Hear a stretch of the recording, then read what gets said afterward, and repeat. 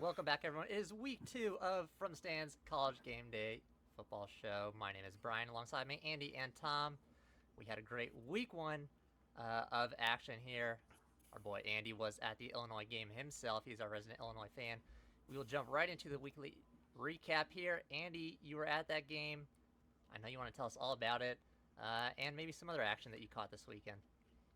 Yeah, dude. I was just telling Tom before the show, like it just felt so goddamn good to be back, uh, watching my team in the stadium with all the other Illinois fans. It was an awesome crowd. Student section was full. Come out the first drive, look fucking untouchable, score a touchdown. Don't score again the rest of the first half.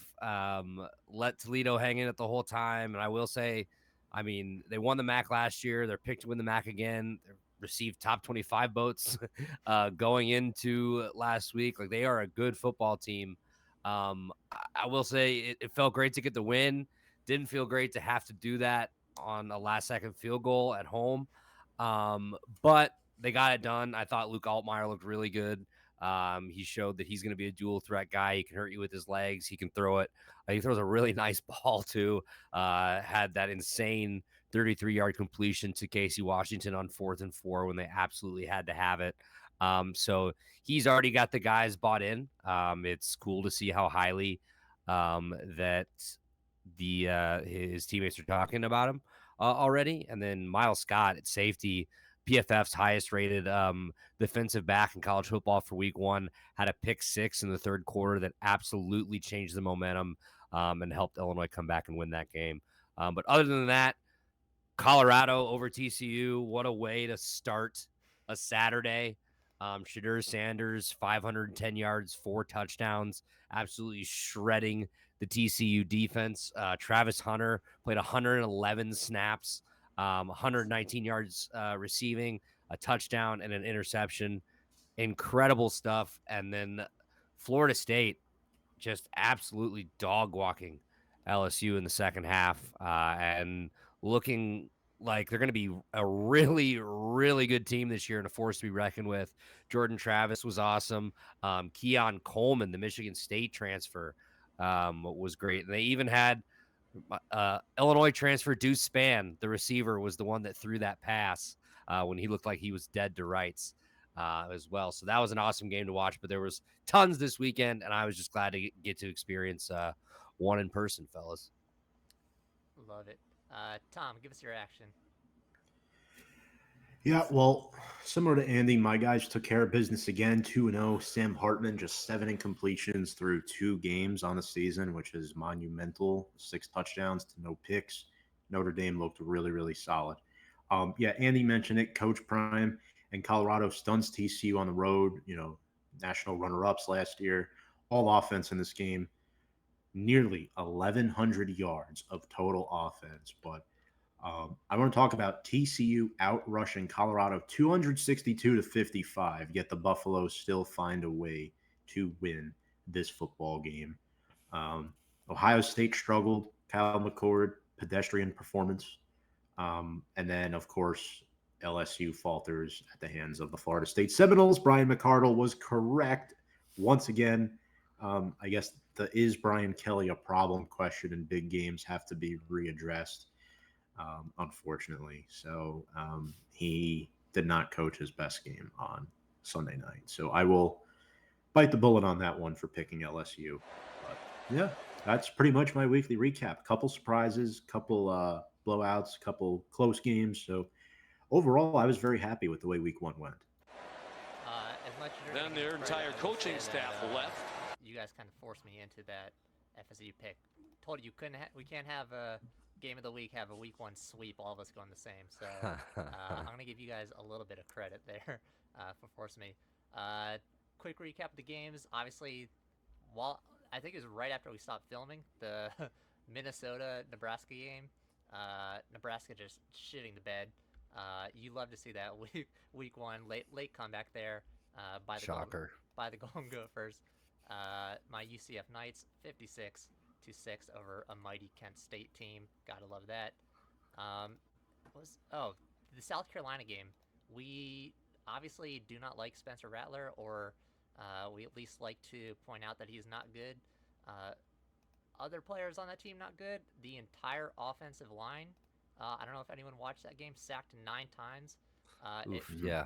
It might as well have been about 30 times because he was under pressure, it seemed like, every single play. So, yeah, not really sure what's going on with that offensive line there.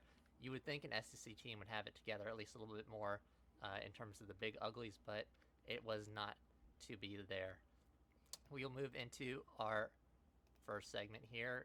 We just talked about a little bit of Coach Prime action. We are doing Hype Train, Hype Drain. We have 2 coaches here. The hype is draining quickly out of one, and that is Dabo Swinney. Clemson takes a massive loss as the number 9 team to Duke, and Coach Prime gets a big primetime win with his Colorado Buffaloes and all that 5-star talent he brought. Andy, we'll start with you on this one. I guess, which is more shocking? Because we kind of shit on, Colorado a little bit, I'll say. We didn't think they had a shot really against TCU, and they just came out. It was a good game. It was close, but I mean, right. Damn, they look good. Yeah. And Clemson did not, which is more, it's kind of like they're both shocking. Like, I mean, Colorado was 21-point underdogs, and they beat a team that played in the national championship game last year. Clemson was favored by 2 touchdowns over Duke, and they got beat, 28-7? They got just ridiculous. Both ways. Yeah, I wouldn't have guessed for either of those outcomes, but I guess I'll go with Colorado. I don't think we disrespected him. I feel like it's valid that they won 1 game last year, and you completely changed the roster. So it's hard to really know exactly what it's going to look like and not have some questions about what it's going to look like, especially when you're going into a game like that. But I mean, he is absolutely appointment television every time he has a microphone. He had some great quotes. But as far as how many wins I see them getting this year, I think by looking at their schedule, I think they're going to beat Nebraska. They have Colorado State after that. I'll take them to beat Colorado State. They got to play Oregon and USC back-to-back. I have them dropping both of those. They go to Arizona State. I think they beat them. I think they beat Stanford. They got to play UCLA. I think they can beat UCLA. Oregon State, I'll take Oregon State in that matchup. Arizona, I'll take Colorado. I think they could beat Washington State, and they finish the year with Utah. I think Utah wins. So for me, I think they can go 8-4, and I think you're fucking ecstatic if they go 8-4. If you're a Colorado fan, yeah, I agree. Seeing as what this program has been. So I guess I'll jump on the hype train of Deion Sanders. All right, Tom, what about you? Yeah, I mean, as far as Dabo Swinney goes, for the hype train, I mentioned last year that Clemson might be a little overrated. If you guys remember, we did a segment with Dabo Swinney, Kirby Smart, and Nick Saban. Who would you rather have in like 5 years or something like that? And I think we all guessed Kirby Smart. But we all had Dabo Swinney at the bottom of that list. Clemson never really looked good at any point against Duke. I mean, if their quarterback is asking the professor for extra time on his homework, I don't know if you guys saw that video with Riley Leonard.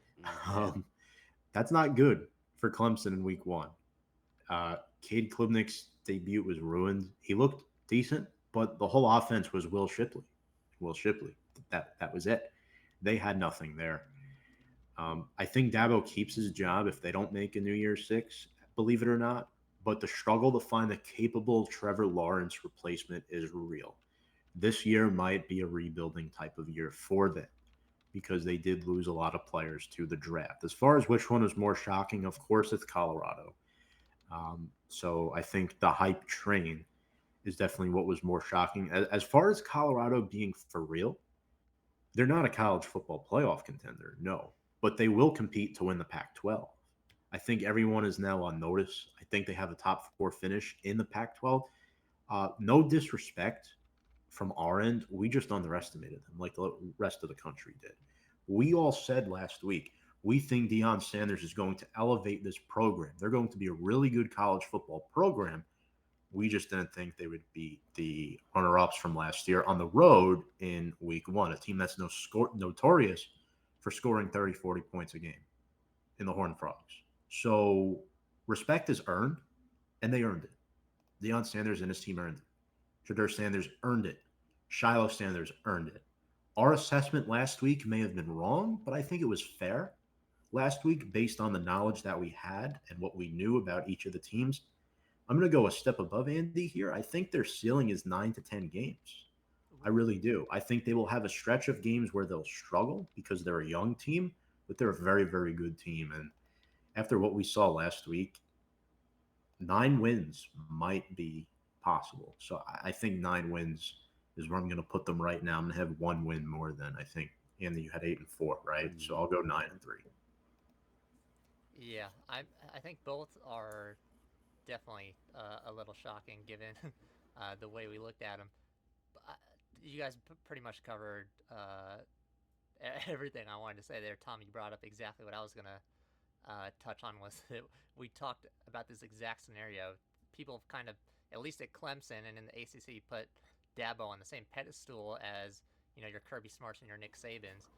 And I think even the Clemson fans, maybe they faked it a little, but weren't delusional enough to think that, they were still trending upwards, or at least, parallel at that elite level, and they realized things were going at least a little downhill.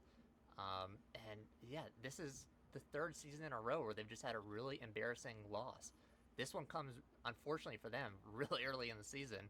I don't think they dropped out of the rankings entirely.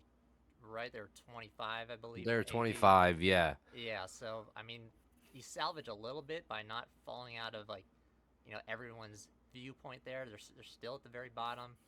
They'll pick up some wins and probably be middle of the pack, and they still have to hope. But I mean, just watching Colorado, it's really hard, even if you're a Nick Saban, to get a bunch of kids to come together and put in the effort, have that attitude, that winning mentality. Deion's got, let's be honest, he's got an attitude. He is Mr. Prime Time. I didn't think it was gonna click this quickly, I guess I'll say. But man, the talent that he brought in is just absolutely incredible. Tom, I know you probably don't like this one, but Dylan Edwards, I believe at one point he was slated for you guys, correct? As a recruit. He was. Yep. Yeah, Sanders brings him in as a running back out of the back. 5 receptions, 135 yards, 3 receiving touchdowns. And he's quick. He's got the mobility. He's got the change of pace. He's got the change of direction. So he's going to have games like that on the ground as well. Just incredible performance. And then Andy, you touched on Travis Hunter's snaps that he took earlier. Just a wild stat. And for those who didn't know, I got his stats here. As a wide receiver, 13 targets. He had 11 catches for 119 yards and 7 first downs. Goes to the other side of the ball as a cornerback, 9 targets, only 3 catches allowed. Gets an interception, which is a really good interception, by the way. And an additional 3 passing breakups. So that kid is just an absolutely wild athlete. And I think he's going to be scary going forward for any team that has to play against him on both sides of the ball. That will wrap up that segment. We're moving a little quicker this week for anyone who sat through the entirety of that hour 15 last week. We're going to move into Parlay Party. We're doing a little bit of gambling here. For those unfamiliar with the gambling scope of Parlay, you can put a few bets together, strengthen those odds. But if you lose one, you are out. Andy, I'll start with you here on your parlay. We've got it on the board here, 5 picks. Walk us through what you're going with on your parlay. I'm going Tulane +7. They're playing Mississippi at home. I'm taking Oregon -6.5 at Texas Tech. Texas Tech's coming off blowing a 17-point lead and losing to Wyoming. I'm taking over 54.5 in Texas and Alabama. I just foresee a lot of points in that game. James Madison minus 5.5 at Virginia. Virginia's fucking terrible. And James Madison, they're the little brother in the state. They have a great football program. And anytime they get a chance to go beat up on Big Brother, they're going to do that. So I'm going to take them minus 5.5. And then I'm going to take Mississippi State minus 9.5. They are hosting Arizona. SEC greater than the Pac-12 is what I'm going with here. So that's plus 24.18, $10 to win 241 and 80 cents. So I mean, I've lost $10 in a lot worse ways, fellas. So I don't know who's gonna fuck it up, but I feel pretty good about it. All right, Tom, we'll do a quick commentary in here. Who do you think would fuck it up for Andy's parlay here if he had to pick one? I think the over for Texas and Alabama, because last year the final was 20-19, so there's 39 total points scored. Now, granted, each team has improved since last year. Quinn Ewers a year older. Milroe looked really good last week. Bama scored a lot of points, but I think that's the one. I don't know much about James Madison, to be transparent, but I think all the other picks should be spot on in an ideal world, but quote unquote should be. So that's my quick synopsis there. Yeah, I think that's the one for me as well. Both teams are super talented on offense. Ewers looked a little shaky, but still super good, and he's got that experience now under his belt. But this one is in Bryant Denny, I believe, this year. So I don't know if we're going to see. I think to get to 54.5, Bama's going to need to blow them out because I don't see Texas, getting into the 30s. But who knows? We've seen people like Manziel put up 30 plus points on Alabama and Bryant Denny. So you guys just don't believe. I get it. I'm pulling for you. Next up, Tom, we're going with your parlay here. Also, 5 picks here for everyone. I probably should have mentioned this at the beginning. The requirements, only 2. Had to be plus 1,000 minimum payout and minimum of 5 picks. Tom, we got your 5 on the board. Walk us through them.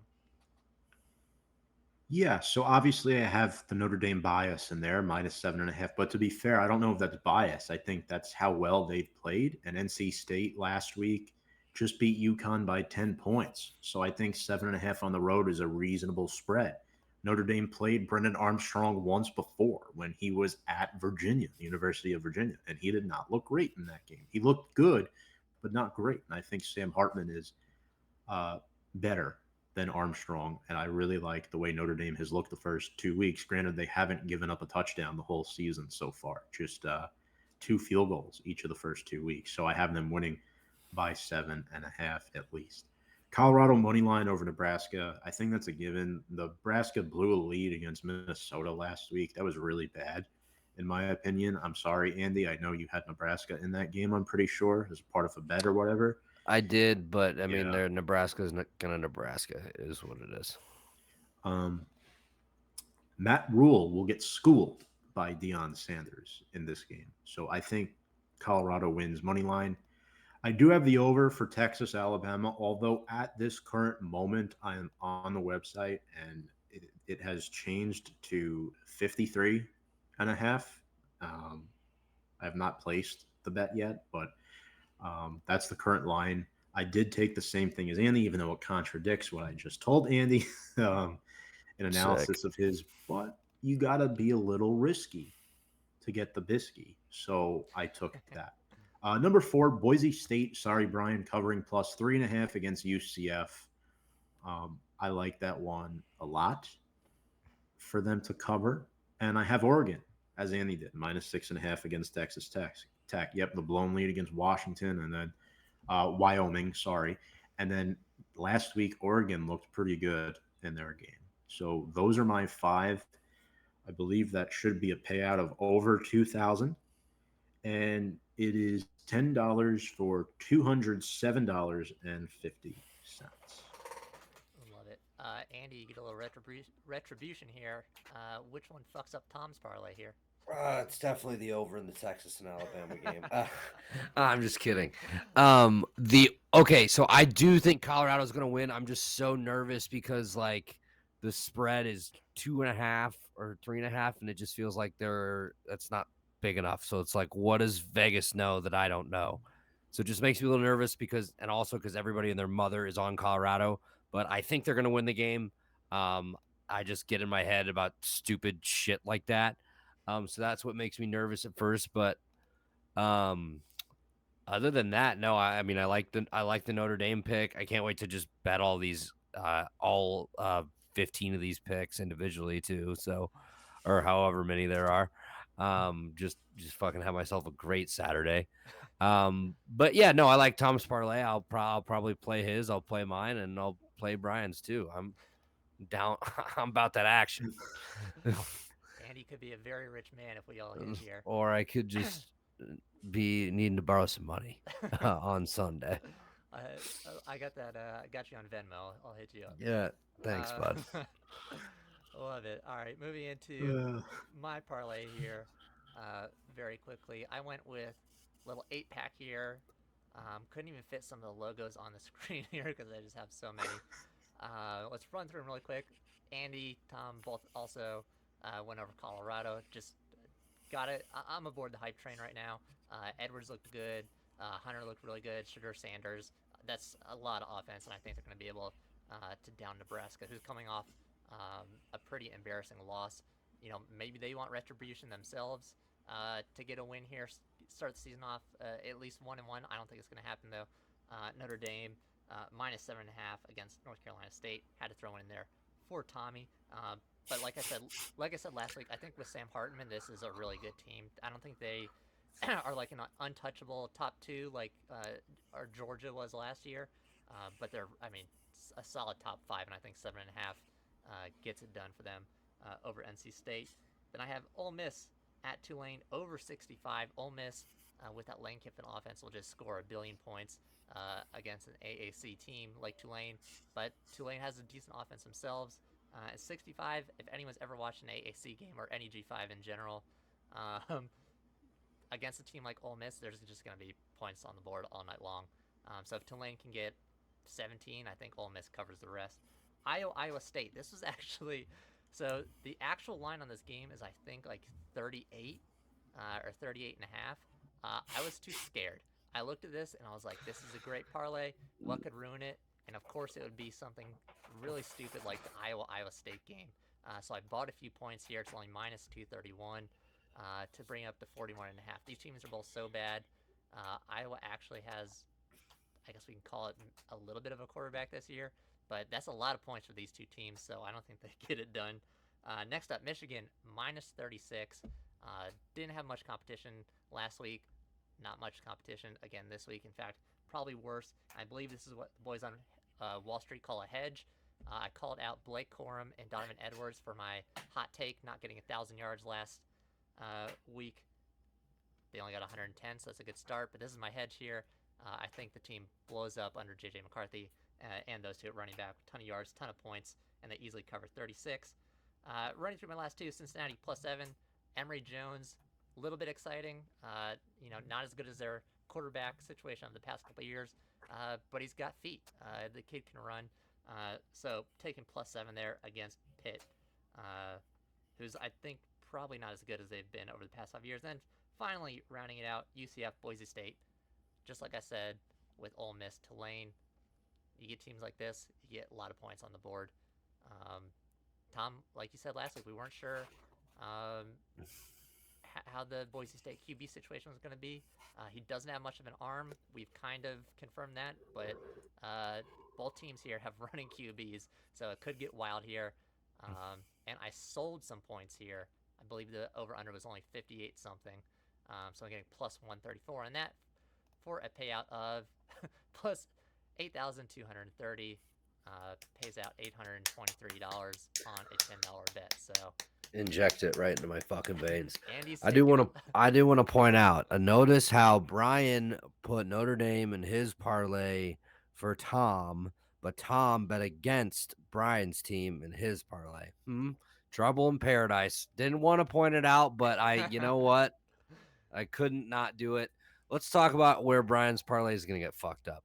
Tear me apart. Nowhere. It's going to hit. They're all locks. So let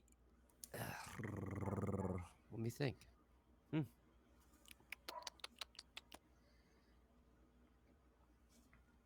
I don't know. Tom, you go ahead.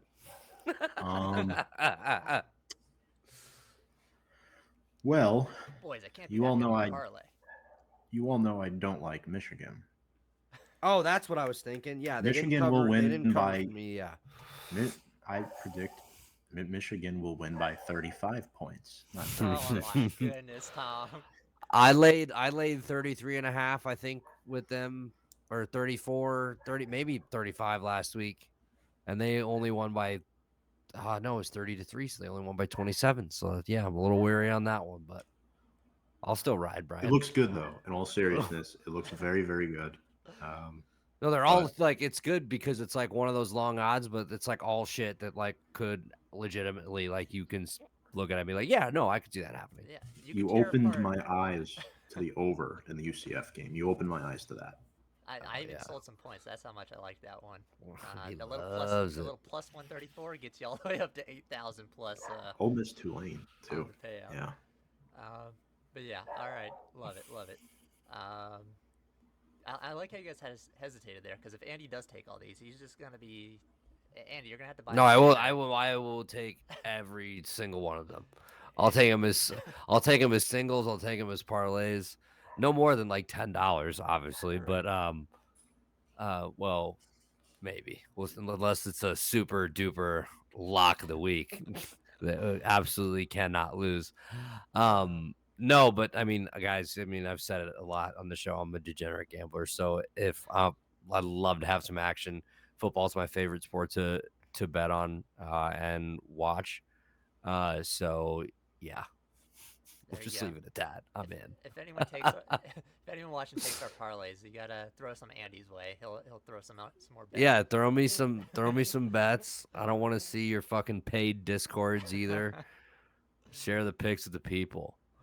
All right, we'll wrap that one up, because those are just 3 parlay winners right there, 100%. And we'll move into our shots and chasers, the games of the week. We've talked about them all show long already. Colorado taking on Nebraska here to start us off at noon. Andy, we'll start with you. Who's winning this game? We've talked about it at length already. It feels like on the show. It's been mentioned multiple times. I'm going to take Colorado. They're coming in as a ranked team. They're coming in feeling a whole lot better than Nebraska is after last week. Jeff Sims for Nebraska, the quarterback, looked good at times. He can make some plays with his feet, but they have got to take care of the football. 4 turnovers last week, and that is just not going to cut it against this Colorado defense. And I think Colorado offense has a chance to put up numbers again. I said earlier I'm a little weary because it feels like the spread. I think it's at Colorado 2.5. It might be up to 3.5 now. Just doesn't feel like enough points. So that's always when I'm like, what do they know that I don't know? But I'm going to take Colorado here. I think Sanders has another huge game. He's just got so many weapons.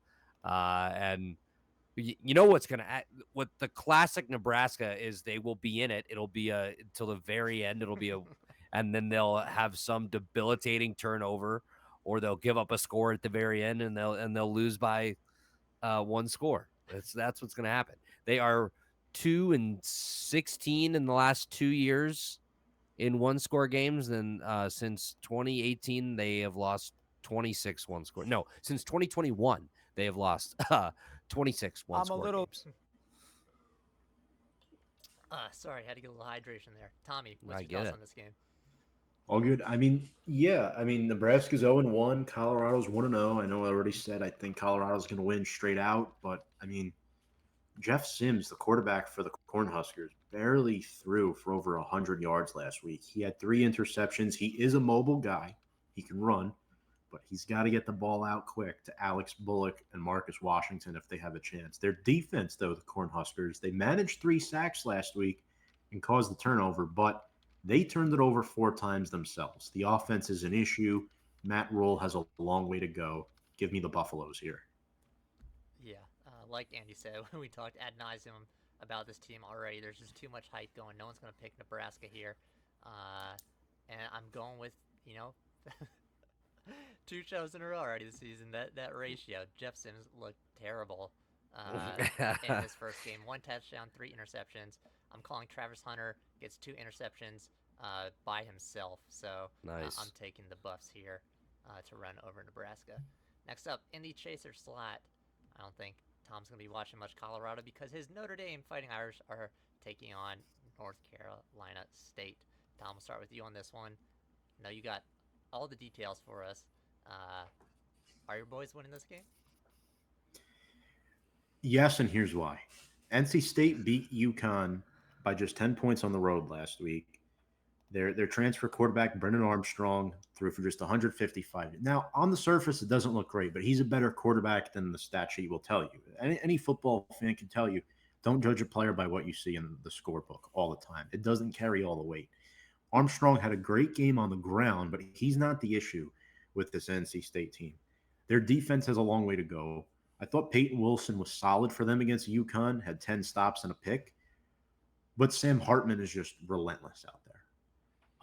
445 passing yards, 6 touchdowns, just 7 incompletions. He didn't play the second half against Tennessee State. He might have played 1 or 2 drives, but Steve Angeli, our backup quarterback, threw 2 touchdown passes in that game as well. So, and what really helps Hartman out too is his running backs, especially his running game. Audric Estime, local Nyack, New York native, has 211 yards through 2 games, averaging 7 yards per carry, 7.3 to be exact, with 2 touchdowns on the year. I like the youth at receiver with Jaden Thomas and Jaden Greathouse. J.D. Bertrand and Jack Kaiser lead the pack at the linebacking core. Bertrand is that sideline-to-sideline scraper type of linebacker that can really keep up with opposing backs and receivers. Kaiser's more of that guy that stuffs the run very well. And how about Ohio State transfer Javante Jean-Baptiste being a good addition for the Irish? Marcus Freeman is wheeling and dealing out there. The Irish will be the first team to improve to 3-0 this season in college football with the best record in the nation. All right, Andy? Yeah, I'm going to take the Irish here. I think Tom summed it up. I mean, it's number 10 versus an unranked NC State team with a new quarterback, albeit he is an experienced quarterback in the same conference, but, you know, give me the Irish. Yeah, listen, Sam Hartman is just such a good upgrade to captain and offense, and this Notre Dame team was already super good. Tommy mentioned Estime. He's just no wasted movements. He's an absolute beast, future NFLer for sure. And NC State is a little bit of a one-trick pony right now behind Armstrong. He's both obviously their leading passer, but also their leading rusher. They haven't. I mean, it's a UConn. You're really bad. Your boys need to be eating that week 1, eat up that yardage, and he's the only one who really did anything. So NC State's not a bad team. This Notre Dame team is just way too good here. Moving into 3:30, the little game that was on my parlay for points here. I think we're going to see a lot of points, boys. Tulane taking on Ole Miss. Andy, we'll start with you. Does Tulane have a shot here? Yeah, I do. Shout out to my buddy Tyler Yoder, who works in the athletic department down at Tulane with the football team, so he'll be on the field for this game, fellas. This is a battle of 2 very good quarterbacks, guys. It's Pratt on the side of Tulane, who threw for 4 touchdowns, and last week leading the offense to 400-plus yards, versus Jackson Dart, who threw 4 touchdown passes himself last week for the Rebels. Actually, all 3 quarterbacks seeing time for Ole Miss last week. Dart, Sanders, and Walker Howard, the LSU transfer, even got in there for a few snaps during their rout of, I think it was Mercer. So obviously not a great opponent. But Tulane coming in ranked 24th. They got a chip on their shoulder as the mid-major, the non-Power 5 team, coming off a New Year's Six bowl win last year over LSU, or not LSU, excuse me, USC. They're a good team. I like them to win the game. I'm going to take Tulane. Ooh, that's a spicy one, Tom. All right. Well, Ole Miss last week looked really good against Mercer. 73-7 victory. They had 667 yards of total offense. That very possible that could have been most in the FBS. I tried to fact check that before the show, but I'm not just going to come out and say it. But definitely up there for the highest amount of yards in the FBS last week. Jackson Dart, 4 touchdown passes. Backup quarterback Spencer Sanders, who refuses to go away from this show, had 2 touchdown passes as well in his own right. Quinshawn Judkins had 2 touchdowns. He was solid. Trey Harris and Jordan Watkins both had 100-yard games. What gets even better is their defense. The Rebels forced 3 Mercer turnovers. Suntrain Perkins and Xavier Harris each had very, very respectable performances. Now, when I look at Tulane and the Green Wave, well, they might be 7-point dogs, but they have a baller, Michael Pratt. Just 1 incompletion last week, 4 touchdown passes. Jaquan Jackson had 2 touchdowns. Oh, this is going to break my heart. Lawrence Keys III, a Notre Dame transfer, looked really, really good in this game. Tulane, they did have 3 turnovers, but they caused 5, and their defense is really good. Corey Platt Jr., Patrick Jenkins, and Cam Hamilton, 2 sacks apiece.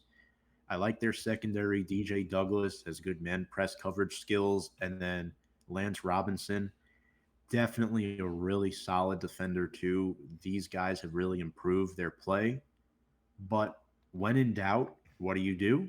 You take the SEC. I'm going with Ole Miss on this one to make it a split vote for this one.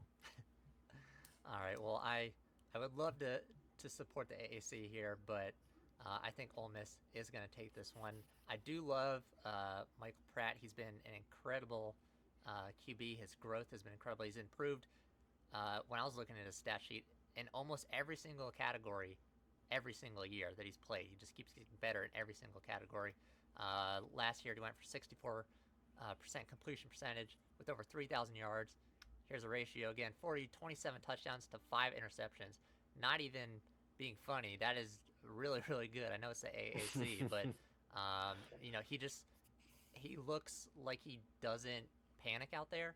And when you're playing bigger teams, that's someone who you want at the helm. They are, however, going up against USC outcast, but still quite a talent. Jackson Dart at the helm here for Ole Miss, and one of my favorite running backs in college football, which is Quinshawn Judkins. He didn't have to do too much, only 66 yards last week with 2 touchdowns. And it'll be interesting because Tulane, I know they only played South Alabama, but only let up 75 yards of offense on the ground. So that is going to be a battle I'm going to watch. I will have this one tuned in for a little bit because any Lane Kiffin game is always going to be a little interesting. But yeah, I'm going Ole Miss here and the Lane train. In our chaser slot for 3:30, we have Miami taking on a ranked Texas A&M. Jimbo's Texas A&M. Andy, we'll start with you. Who's winning this one? I'm going to take the Aggies here. I know Miami's coming off a 38-3 win over Miami of Ohio. But I wasn't really sold on Van Dyke's performance. I think just over 200 yards, 1 touchdown, but he did throw an interception there. They won 38-3, so it's really hard to complain. But you're going up against a ranked SEC defense instead of a MAC defense, so it's going to be quite a bit different. Texas A&M coming off a 52-10 win over New Mexico, but Connor Weigman, I don't know if I'm saying that right, Weigman, their quarterback threw 5 touchdown passes last week. I'm going to take the Aggies. All right, Tom. A&M beat New Mexico last week 52-10. Very impressive performance. They're 1-0. So is Miami. Aggies favored by 4.5 on the road. Connor Weigman last week had 5 touchdowns, starting over Max Johnson, by the way, former LSU QB. Evan Stewart looked really good for A&M. 2 touchdowns. Noah Thomas had 3. They're really good passing offense. Josh DeBerry in the secondary had a sack and a pick, 10 stops. Edgerrin Cooper's a solid linebacker, 3 tackles in the backfield, but I wasn't too impressed with A&M last season. Everybody was riding high on them. They got that one big upset early. I think it was the last weekend of September, and then they really fell off from that point on. So this game's going to be interesting. When I look at the Hurricanes, yes, they beat Miami of Ohio 38-3. Van Dyke, threw well for completion, but he didn't have that big play impact, and he made some unwise decisions out there. But I like his receivers. Henry Parrish Jr. and Mark Fletcher Jr. each had 9 receptions and a score, and the Hurricanes really rely on their running game. They had 250 rushing yards last week. Their defense is solid with 3 sacks. Wegman's first true road start as just a sophomore. I'll go the opposite here. I'm going to take Miami, Florida to win this game. Yeah, I'm actually going Miami as well. If for nothing else, that Texas A&M is just a human group of wet blankets. That includes Jimbo Fisher. I think Wegman did actually have a really impressive game last week. He looks really good. I don't know if he'd be better than Johnson. I don't know if we're going to see them, play in and out a little bit, switch it up. Because I don't think this game's going to get out of hand. So maybe we just see all Wegman again, which I think will be actually pretty good for them. But yeah, Tom, you mentioned Parrish, and just alongside Parrish, the way that they were running the ball last week, splitting the plays. They four players over 8 carries each. It's only 250 yards rushing, but it's against a team where they kind of cut it out early. Starters, let's get them off the field. Let's give everyone some playing time. It is only the lesser Miami that we're playing here. But yeah, all 4 of their backs looked really good, really powerful running. 3 of them had a touchdown, and 4 of them went for over 45 yards. So if they can ground and pound it against Texas A&M, which I think they will need to do, this is a team that's going to have a bigger line than them. And I do think they will be able to do it. I think Miami's going to pull one out. I think it'll be close. Less than 7-point win here, but I'm taking Miami to pull off that 7-point win. Moving into 7:30, probably the game people are looking forward to the most. We have a rank versus rank matchup, a high rank versus rank matchup, a rematch of one of last year's best games. It is your number 3 Alabama, roll tide baby, taking on number 11 Texas under Quinn Ewers, Mr. Mullet Man himself. Tom, we'll start with you. Is Texas getting redemption this year? Well, Quinn Ewers and Jalen Milroe going against each other should be a great quarterback matchup. Quinn Ewers, a Heisman hopeful this year, has a solid running back duo on offense with him, with Jaden Blue and Jonathan Brooks, the 1-2 punch. They took care of Rice last week, not saying much. There's 7-point dogs in this game, but still, I think the matchup that I'm looking for in this game, boys, is Kool-Aid McKinstry for Alabama against Xavier Worthy, who is worthy of being mentioned because 7 catches for 90 yards last week, and he'll be challenged by possibly, on paper, the best corner in college football this week in Kool-Aid McKinstry. Texas's defense, Austin Jordan, solid in the secondary. Jalen Ford at linebacker. Again, he shoots the A-gaps well. He's not really a guy that can rush off the edge, but he shoots the A-gaps really well. Can beat combo blocks, believe it or not. He beat a few of them last week against Rice, but then again, it's Rice. Bama took care of business against Middle Tennessee State, 56-7. Milroe, solid on the ground, 3 touchdown passes. Again, new wide receiver room outside of Jermaine Burton. Isaiah Bond led them in receiving. They converted 3rd downs well. Very disciplined football team, very low in the penalties department. No turnovers, new faces, rising on defense as well, boys. Devontae Lawson at linebacker, solid game, trying to fill that void that Will Anderson Jr. left before leaving for the NFL. And Jalen Key had a nice interception grab for Bama last week. Let's see if those two can build on their performances, because right now, Alabama is looking for stars to develop on their defense outside of McKinstry. So these 2 guys are worthy candidates. Bama wins the game. All right, Andy? I'm going to go Texas, just to be different. Are they back?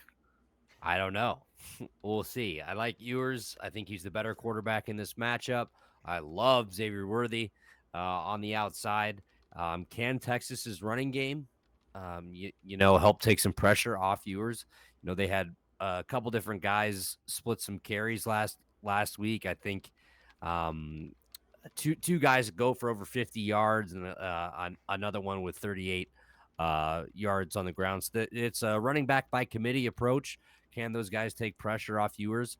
How is Worthy going to look against McKinstry? I think that was a great point, Tom. But I want to be different. I want to go for the upset. I'm gonna take Texas.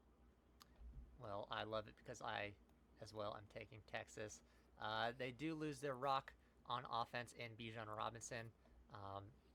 That's a lot of pressure on Jaden Balloof to follow that up. I think he realizes that's one of the best running backs to come out of Texas in a long time.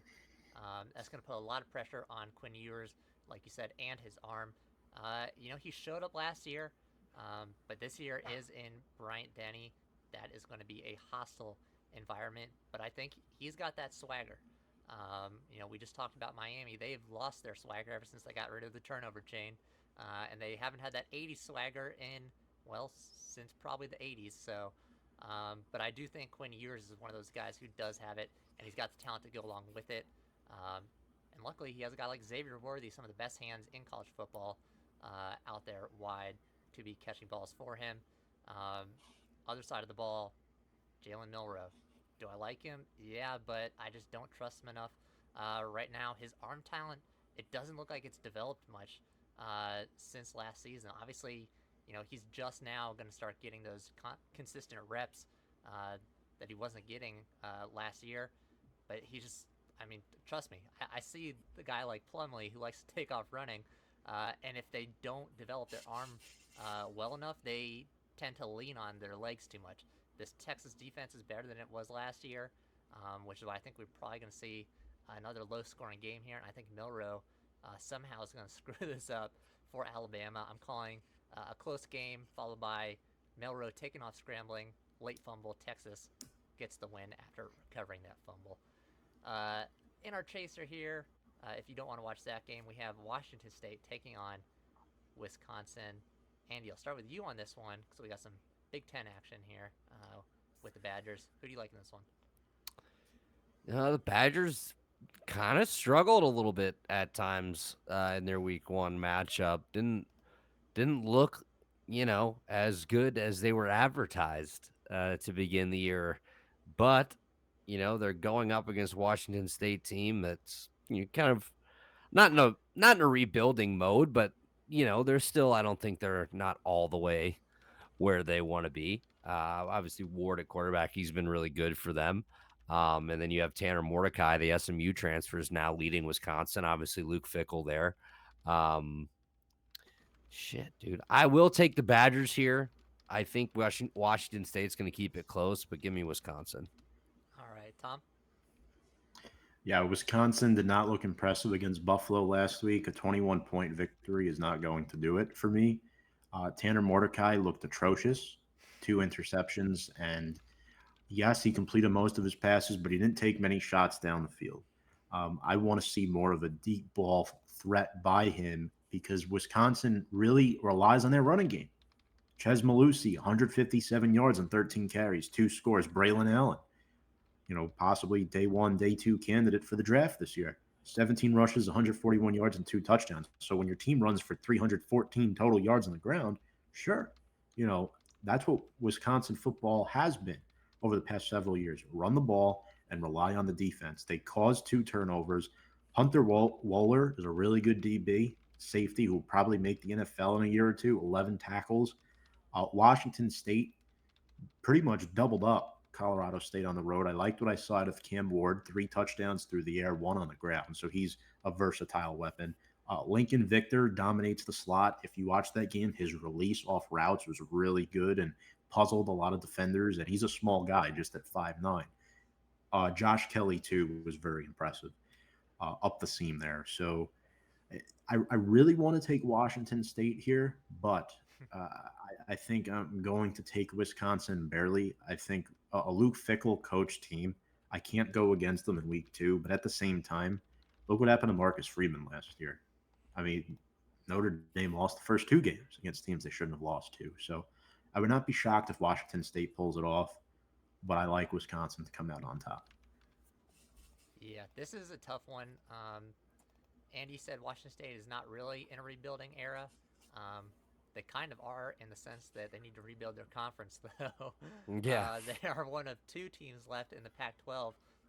So for them, this is sort of like an audition. Really, the only thing on the table for Washington State and Oregon State at this point is a sort of, I don't even know if you want to call it meshing, because I think they'll just be absorbed by the Mountain West if they can't find a suitor at this point. I don't even know if Mountain West will want to keep the Pac-12 brand at that point with how much it's been tarnished. But listen, Cam Ward has looked really good ever since transferring in from Incarnate Word. He's a phenomenal talent. What do we have? Oh, sorry, Wisconsin. I almost called him Nebraska. Wisconsin, like you said, Tom, does indeed rely on the running game a lot, but that duo of Malusi and Braylon Allen, who's still super young, but just one of those head down, go get your yards type of guys. That's a great pair to have if you do need to rely on the running game. But luckily for them, Mordecai is actually a much better QB than they've had in quite a while. So that offense, I think, is going to be clicking. I'm more concerned about the defense. Yes, they didn't have a great game, and it was not against a great opponent in Buffalo. They left that game with 0 sacks. That is not something you see from a typical Wisconsin defense, or from really a lot of Big Ten defenses. I know Andy would probably be up in arms if Illinois wasn't getting the sacks out there. So that was kind of shocking to see. I think that's probably just a fluke, and their defense gets it back together. Offense puts together a good game, especially on the ground, and Wisconsin takes this game. That's going to wrap up our games of the week. That will also wrap up our show. Thank you for tuning in. Enjoy the week 2 action. Got this one done a little bit quicker. Bet those parlays, boys and girls. Bet those parlays. And like I said, maybe we'll throw Andy's Venmo down in the description. Yeah, Shoot a little please. money when you hit Yeah, on his at parlay. ahop23 if you would like to fund my bankroll, please. There you go. Thank you for watching, everyone. Links down in the description. On my left, links for Andy Hopper's show as well. And on my right, as Mr. Tom Scavetta, his links also will be down in the description. Thank you for watching, and we'll see everyone next week.